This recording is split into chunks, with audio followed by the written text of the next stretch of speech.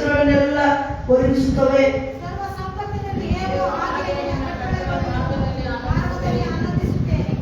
ನಿನ್ನ ನೇಮಗಳನ್ನು ಧ್ಯಾನಿಸುತ್ತಾ ನಿನ್ನ ದಾರಿಯನ್ನು ಲಕ್ಷಿಸುವರು. ನಿನ್ನ ನಿಬಂಧನೆಗಳನ್ನು ನಿನ್ನ ವಾಕ್ಯವನ್ನು ಮರೆಯುತ್ತದೆ. ದೇವರ ವಾಕ್ಯವನ್ನು ಹೃದಯದಲ್ಲಿ ಹಾಗೆ ಕೂರಿಸುತ್ತದೆ.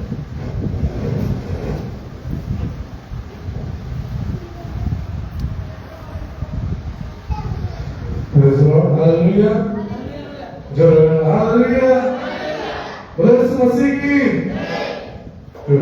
ದೇವರ ವಾಕ್ಯಗಳಿಗೆ ಹೋಗೋಣ. ದೇವರ ವಾಕ್ಯದಲ್ಲಿ ನಾವು ನೋಡುವಾಗ ದೇವರು ನಮ್ಮನ್ನು ಎಷ್ಟು ಮಟ್ಟಿಗೆ ಪ್ರೀತಿ ಮಾಡುತ್ತಾನೆ ಎನ್ನುವಂಥದ್ದು, ಆತನು ಹೇಗೆ ಆತನ ವಾಕ್ಯಗಳಿಂದ ನಮ್ಮನ್ನು ತೋರಿಸುವನಾಗಿದ್ದಾನೆ. Hallelujah.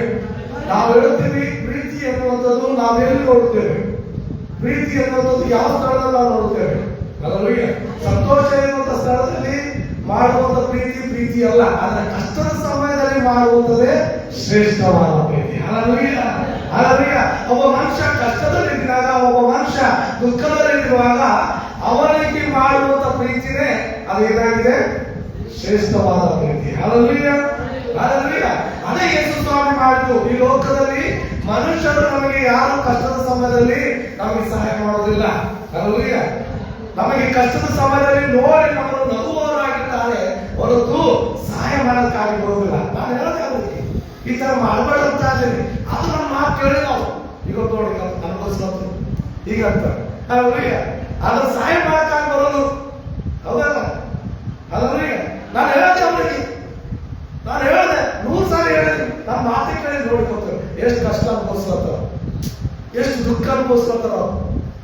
ಅವ್ರ ಮನೆಗೆ ಬಂದು ಬರಮನಸ ಅಂತಾರೆ. ಮನುಷ್ಯರು ಇದನ್ನೇ ಮಾತುಗಳನ್ನ ಆಡ್ತಾರೆ. ಆದರೆ ದೇವರು ಏನಂತಾರೆ ಅಂತ ನೋಡೋಣ. ಆ ಕಷ್ಟದವರಿಗೆ ಏನಂತ ಹೇಳುತ್ತಾರೆ ದೇವರು. ಮತ್ತೊಂದು ವಾರ್ತೆಯಲ್ಲಿ 11ನೇ ಅಧ್ಯಾಯ 28ನೇ ವಚನ.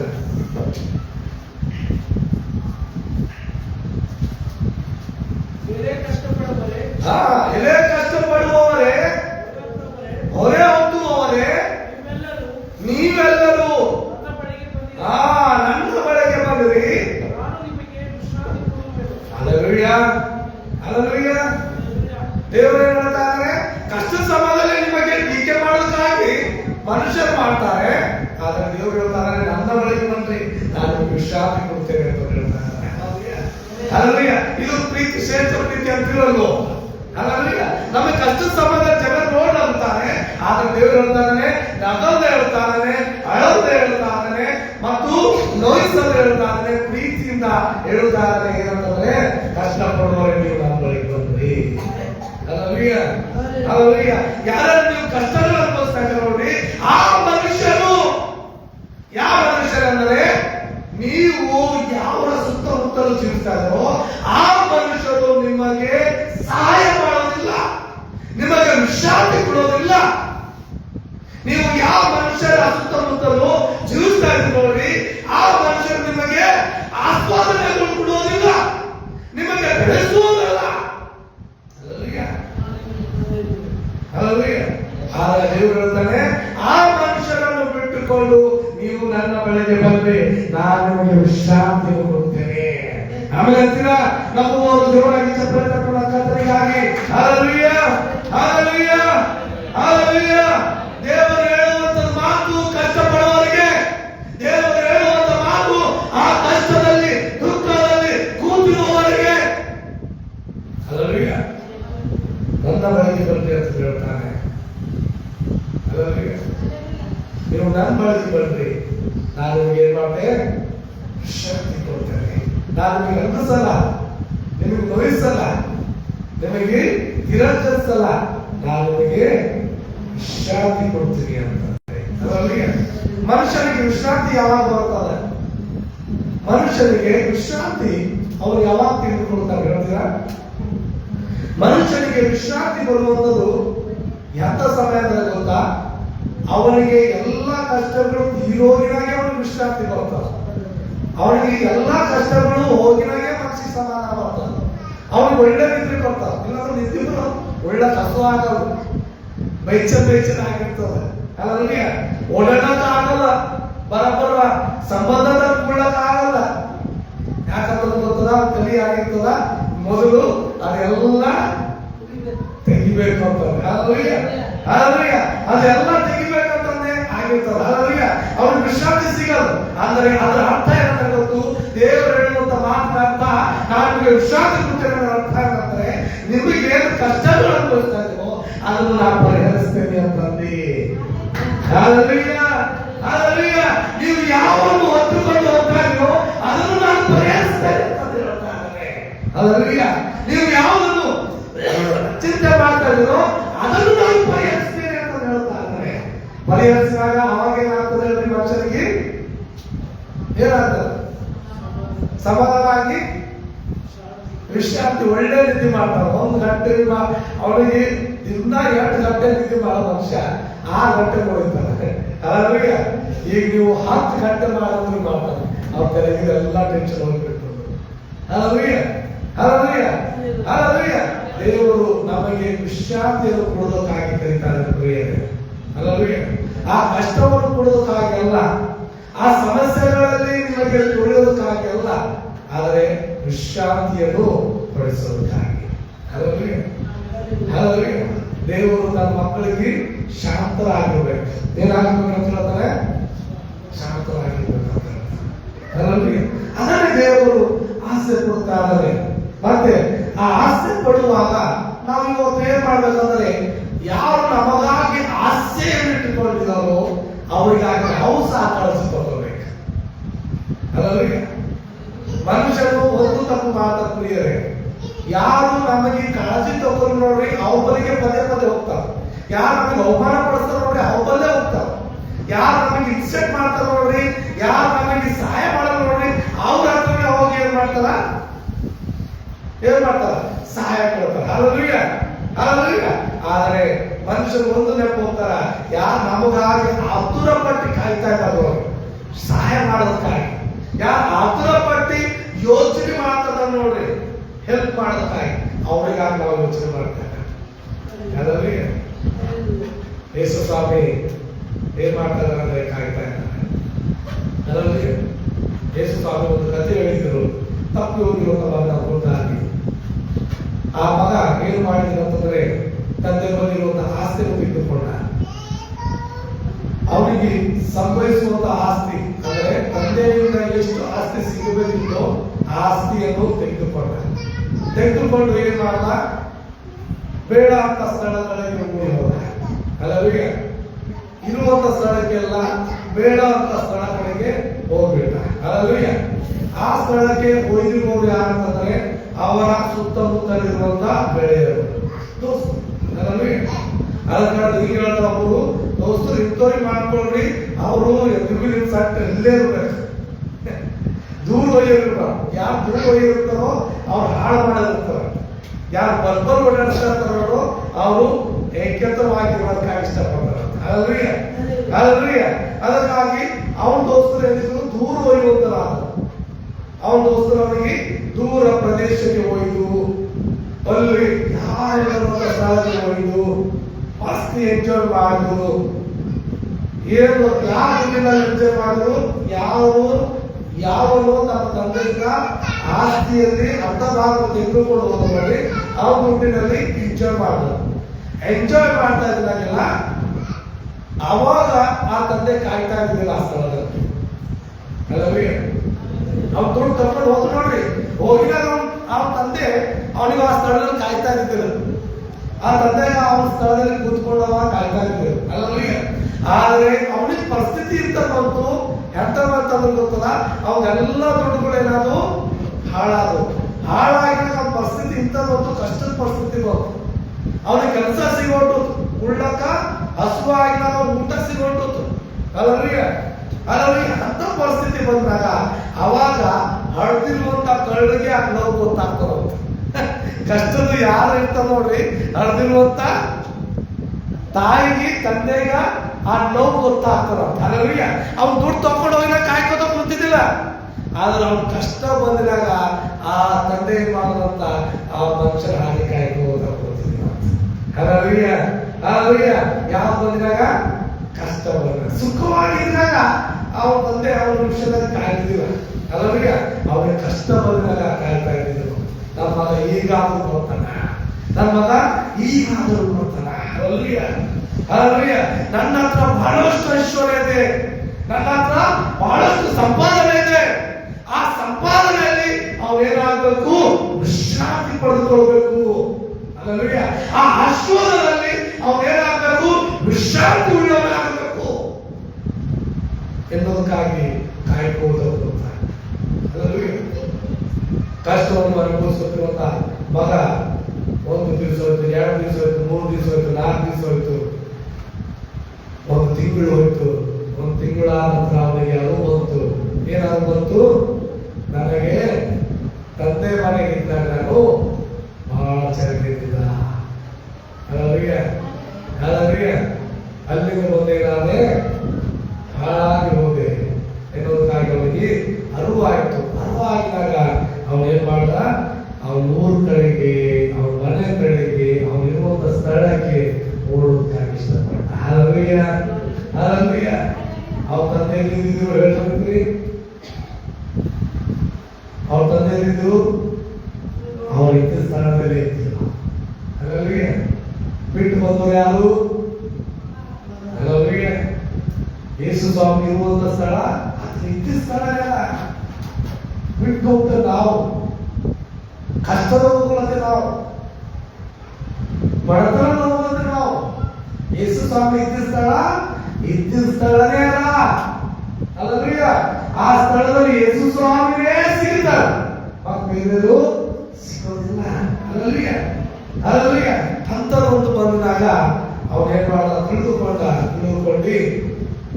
ತಂದೆ ಹತ್ರ ಓಡಿ ಹೋದಾಗ ಆ ತಂದೆ ಏನ್ ಮಾಡೋರು, ಅವ್ನು ನೋಡಿ ನಮ್ಗೊತ್ತ ಕುಂತಿರೇನು. ಹಲ್ಲೆಲೂಯಾ. ಅವ್ರು ನೋಡಿ ಹೇಳಿದ್ರೇನು, ನೀವು ಮಾಡಿದ ಮುಂದಿನ ಭಾಗ ಅಂತಂದ್ರೇನು. ಹಲ್ಲೆಲೂಯಾ. ಅವ್ರು ನೋಡಿ ಆ ತಂದೆ ಬೈದ್ರೇನು ಇಲ್ಲ. ಅವ್ರು ದೂರ ನಿಂತಾಗೆ ಆ ಮುದುಕನ ಕಣ್ಣು ನೋಡ್ರಿ, ಬಲ್ಲಿದ್ದ ಕಾಣಲು ದೂರಿದ್ದಿನಾಗೆ ಕಾಣಿಸ್ಕೊಂಡ ಕಷ್ಟದ ಸಮಯದಾಗ. ಹಲ್ಲೆಲೂಯಾ.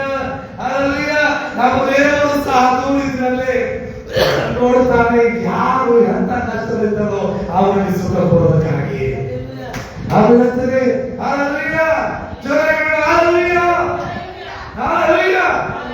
ಅದನ್ನು ನೋಡಿಕೊಂಡು ಏನ್ ಮಾಡ, ಓಡೋದಕ್ಕಾಗಿ ಪ್ರಯತ್ನ ಪಟ್ಟ. ಓಡಿ ಬಂದು ಆ ಮಗನಿಗೆ, ಅವನ ಎಂತ ಸ್ಥಿತಿಗಿದ್ದೀನೋ ನೋಡಿಲ್ಲ, ಅವನು ಏನಾಗಿದ್ರು ನೋಡಿಲ್ಲ. ಸಣ್ಣದಾಗಿದ್ರು, ಬರೀಕಾಗಿದ್ರು, ಗಲೀಜಾಗಿದ್ರು, ಏನಾಗಿದ್ರು ಅದು ಏನೇನು ಕಂಡಿಲ್ಲ. ಹಲ್ಲೆಲೂಯಾ. ಆತ ಕಂಡಿದ್ದು ಒಂದೇ, ಏನನ್ನು ಗೊತ್ತಾ, ಅವರ ತೆರಿಗೆ ಗೊತ್ತಾ ಅಂತಂದೆ. ಹಲ್ಲೆಲೂಯಾ. ಜೋರಾಗಿ ಚಪ್ಪಲಿ. ಅದನ್ನು ನೋಡಿ ಆ ತಂದೆ ಏನ್ ಮಾಡ, ಆ ಮಗನಿಗೆ ಆಶೀರ್ವದಿಸಿದ. ಆಮೇಲೆ ಅದೇ ಪರವಾಗಿ ಪ್ರಿಯರೇ, ಈಗ ನಿಮ್ಮ ಜೀವನದಲ್ಲಿ ಏನೇ ಕಷ್ಟ ಇರಲಿ, ನಿಮ್ಮ ಜೀವನದಲ್ಲಿ ಎಂಥದೇ ಸಮಸ್ಯೆಗಳಿರಲಿ, ನಿಮ್ಮ ಜೀವನದಲ್ಲಿ ಯಾವುದೇ ಪ್ರಾಬ್ಲಮ್ ಆಗಿರಲಿ, ನಾವು ಪ್ರತಿಯೊಬ್ಬರಿಗಲ್ಲ. ಇವತ್ತು ನಿಮಗೆ ಹೇಳೋದಿದೆ, ಈ ವಾಕ್ಯ ನನ್ನ ಕಲಿಸೋದಿಲ್ಲ, ಆದ್ರೆ ನಿಮಗೆ ಗೊತ್ತಿಲ್ಲ ಈ ವಾಕ್ಯ ನನಗೆ ಕಲಿಸ್ಬೇಕು. ನಾನು ಸಹ ಕಷ್ಟಪಡ್ತೀನಿ, ನಾನು ಸಹ ತೋಲ್ ಕಷ್ಟದಲ್ಲಿ ಅನುಭವಿಸ್ತಾ ಇರ್ತೀನಿ.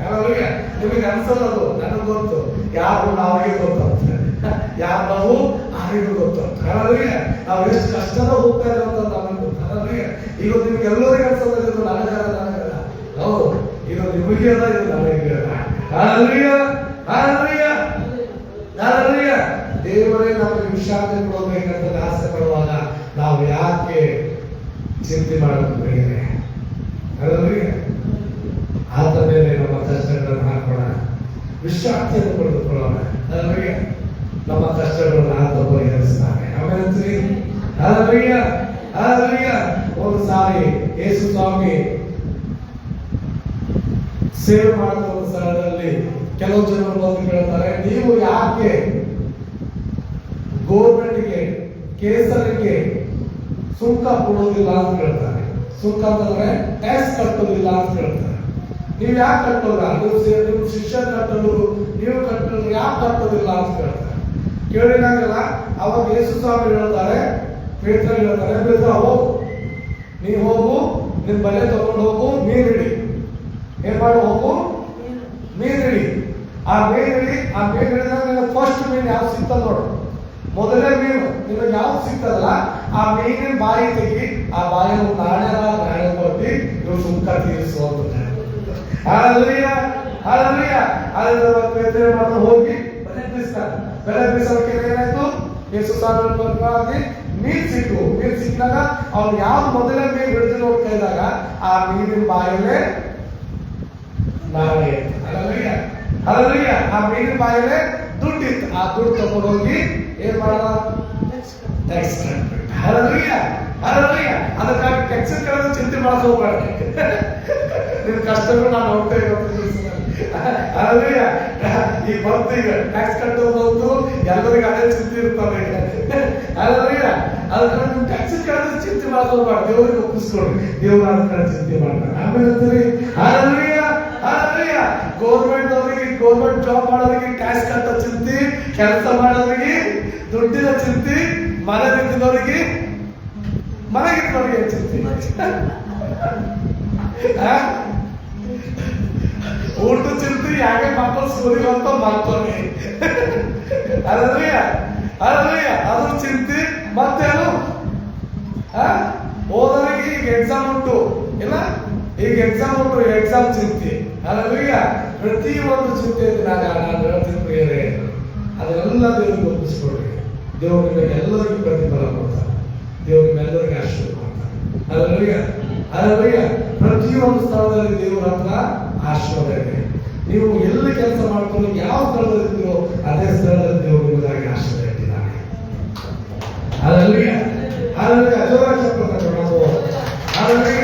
ಚಿಂತೆ ಮಾಡಲ್ಲ, ಕಣ್ಣೀರು ನಿಮ್ಮ ಕಣ್ಣೀರೆಲ್ಲ ಬಾರಿಸಿಕೊಂಡು ದೇವರ ಕಡೆಗೆ ಇರ್ರಿ. ನಾನು ನಿಮಗೆ ನಿಜವಾಗ್ಲೂ ಹೇಳ್ತಾ ಇದ್ದೀನಿ, ದೇವರು ಇಷ್ಟು ಭಯಂಕರನು ನಿಮಗೆ ಕಣ್ಣಿ ಕಾಣಲು ಆತನ ಇಟ್ಟುವಂತ ಕಾರಣಗಳಿರ್ತದೆ. ಅದನ್ನೆಲ್ಲ ದೇವರು ನಿಮಗೆ ತೋರಿಸ್ತಾರೆ. ಆಮೇಲೆ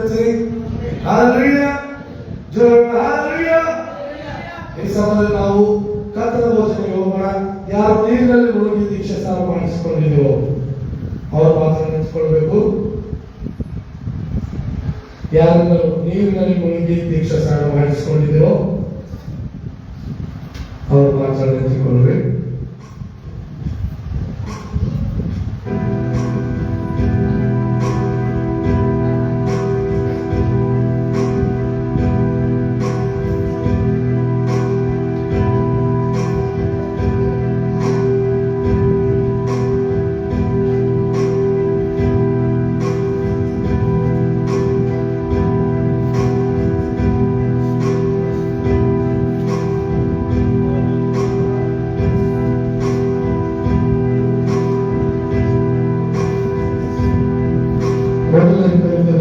ಪತ್ರಿಕೆಯಲ್ಲಿ 11ನೇ ಅಧ್ಯಾಯ ಅದರಲ್ಲಿ 23ನೇ ವಚನ, ನಾನು ನಿಮಗೆ ತಿಳಿಸಿಕೊಟ್ಟ ಉಪದೇಶವನ್ನು ಕರ್ತನಿಂದ ಹೊಂದಿದೆನು.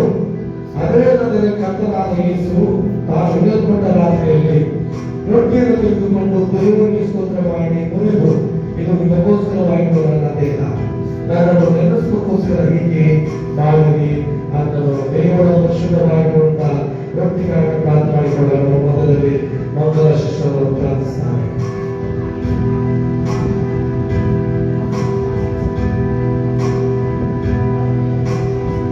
ಪ್ರೀತಿಯುಳ್ಳ ಸ್ವರೂಪನಾದ ನಮ್ಮ ತಂದೆಯ ದೇವರೇ, ಇವತ್ತಿನ ಸಮಾಧಿಯಲ್ಲಿ ರಾಜ ಸಭಾದಿನದಲ್ಲಿ ಕರ್ತನೆ ಮೊದಲನೇ ಭಾನುವಾರದಿನದಲ್ಲಿ ಸ್ವಾಮಿ ನೀನು ಹೇಳಿದಿ ರಾಜ, ಇದು ನನಗೋಸ್ಕರ ನೆನೆಸಿಕೊಂಡು ಇದು ಮಾಂಸ ನನ್ನ ರಕ್ತವನ್ನು ಕುಡಿಯಿರಿ, ಹಾಗೆಯೇ ಮಾಡಿರಿ ಎಂಬುದಾಗಿ ಹೇಳಿದ ರಾಜ. ಯಾರಾದರೂ ಇದು ಒಂದು ಜೀವದ ಇದು ಮಾಂಸ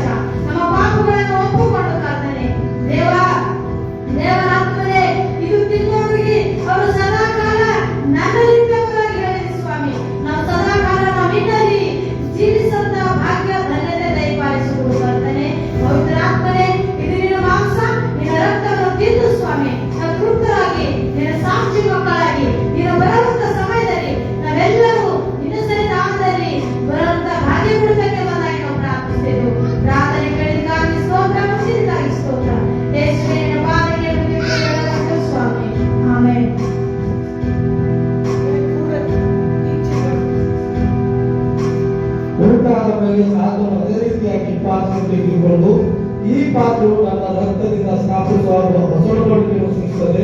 ನೀವು ಇದರಲ್ಲಿ ಪಾನ ಮಾಡುವುದಿಲ್ಲ, ನನ್ನನ್ನು ನೆನಪಿಗೋಸ್ಕರ ಪಾನ ಮಾಡಿರಿ ಅನ್ನಲು ದೇವರ ಪವಿತ್ರವಾಗಿರುವ ರಕ್ತಕ್ಕಾಗಿ ಪ್ರಾರ್ಥನೆ ಮಾಡೋಣ. ವರ್ಷಕ್ಕೆ ಸ್ತೋತ್ರ. ಈ ನಮ್ಮ ಪವಿತ್ರವಾಗಿರುವ ರಕ್ತಕ್ಕಾಗಿ ಸ್ತೋತ್ರ ಕರ್ತನಾದ ಸ್ವಾಮಿ. ಈ ಒಂದು ರಸ ಅಪಾಯದಿಂದ ನಾವು ರಸವನ್ನು ನಾವು ತಿಳಿದುಕೊಂಡು ಕುಡಿಯುವುದಿಲ್ಲ, ಆದರೆ ನಾವು ನಂಬುತ್ತೇವೆ ಈ ರಸವನ್ನು ದೇವರು ರಕ್ತವಾಗಿ ಮಾರ್ಪಡಿಸಿ ಈ ರಕ್ತವನ್ನು ನಾವು ಕುಡಿಯುವಾಗ ನನ್ನ ದೇವರೇ ಪರಿಶುದ್ಧತೆ, ನಮ್ಮ ಪಾಪಗಳನ್ನು ತೊಳೆಯುವಾತನೇ ಈ ರಕ್ತದ ಮುಖಾಂತರವಾಗಿ ತಡೆ ಎನ್ನುವುದಕ್ಕಾಗಿ ನಾವು ಪ್ರಾರ್ಥಿಸುತ್ತೇವೆ. ಮತ್ತು ನಿನ್ನ ಮಗನಾಗಿ ನಮ್ಮನ್ನು ಅಂಗೀಕಾರ ಮಾಡಿಕೊ ಎನ್ನುವುದಕ್ಕಾಗಿ ನಾವು ಪ್ರಾರ್ಥಿಸುತ್ತೇವೆ. ಈ ಪವಿತ್ರ ರಕ್ತಕ್ಕಾಗಿ ಸ್ತೋತ್ರ. ಇದನ್ನು ನೀವು ಆಶೀರ್ವದಿಸುವುದಕ್ಕಾಗಿ ಸ್ತೋತ್ರ. ಯೇಸುವಿನ ತಂದೆ, ಆಮೆನ್. ಕರ್ತನ ರಕ್ತ ನಿಮಗೆ ತಂದು ಕೊಡುವುದಾಗಿರುತ್ತದೆ. ನೀವು ಕಣ್ಣುಗಳನ್ನು ಮುಚ್ಚಿಕೊಂಡು ಹಾಗೆ ಪ್ರಾರ್ಥನೆಯಲ್ಲಿ ನಿರತವಾಗಿರಿ. ಯಾರಾದರೂ ಇದನ್ನು ತೆಗೆದುಕೊಳ್ಳುವುದು ಅಯೋಗ್ಯವಾಗಿ ತೆಗೆದುಕೊಳ್ಳುವಂತಹ ಮನಸ್ಸಿನಲ್ಲಿ ಅವರು ಕೂತುಕೊಳ್ಳಬಹುದು. ಇದು ಬ್ರೆಡ್ ಅಂತ ತೆಗೆದುಕೊಳ್ಳುವುದು, ಏನು ರಸ ಕೊಡುತ್ತಾರೆ ತೆಗೆದುಕೊಳ್ಳುವವರು ಅದು ನಿಮಗಾಗಲ್ಲ, ನೀವು ಕೂತುಕೊಳ್ಳಬಹುದು. ಆದರೆ ಇದು ನಿಜವಾಗ್ಲೂ ನನ್ನ ಕರ್ತನ ದೇಹ, ಆತನ ಮರಣವನ್ನು ನಾವು ಎನಿಸಿಕೊಳ್ಳುತ್ತೇವೆ, ಆತನ ಬರೋದಕ್ಕೆ ಪ್ರಸಿದ್ಧಿ ಪಡಿಸುತ್ತೇವೆ ಎನ್ನುವಂತ ಮನಸ್ಸುಳ್ಳವರೇ ಮಾತ್ರ ಇದರಲ್ಲಿ ಪ್ರಾಣವಾಗಿ ತೆಗೆದುಕೊಳ್ಳಬೇಕೆಂದು ಕೇಳಿಕೊಳ್ಳುತ್ತೇನೆ.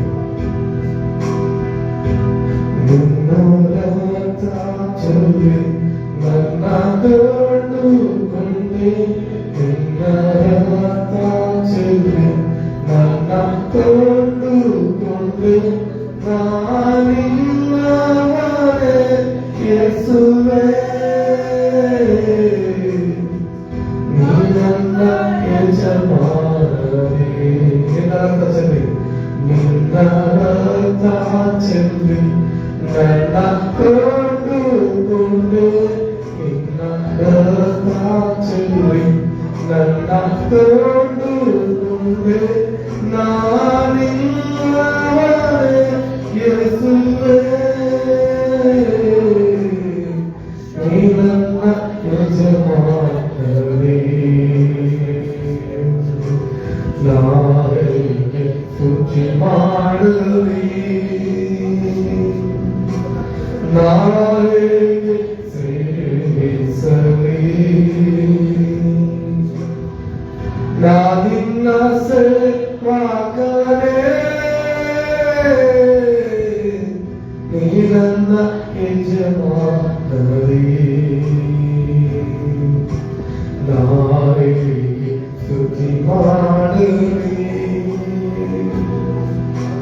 ನಾಳೆಗೆ ಸೇವಿಸಲಿ,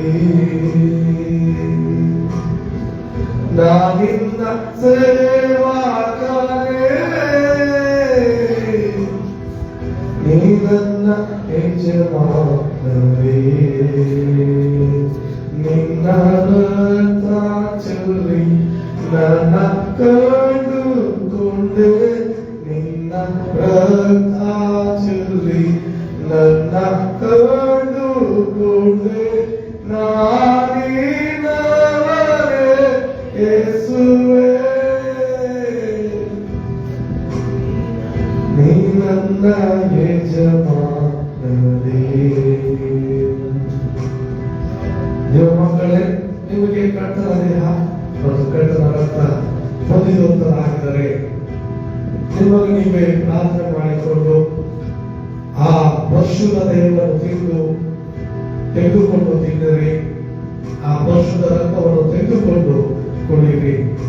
ಯಾರಿಗಾದರೂ ಕರ್ತನ ದೇಹ ಕರ್ತನ ರಕ್ತ ಹೊಂದಿರುವಂತರಾಗಿದ್ದರೆ ಕೈಗಳು ತೋರಿಸುವಾಗ ನಾವು ಕೊಡುವವರಾಗಿರ್ತೇವೆ.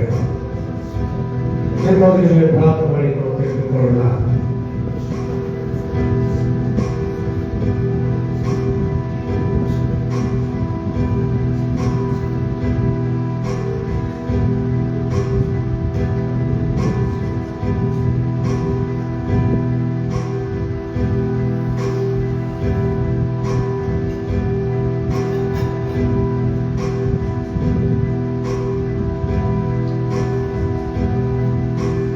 ಎಲ್ಲರೂ ತೆಗೆದುಕೊಂಡಿರುವುದಾಗಿದ್ದರೆ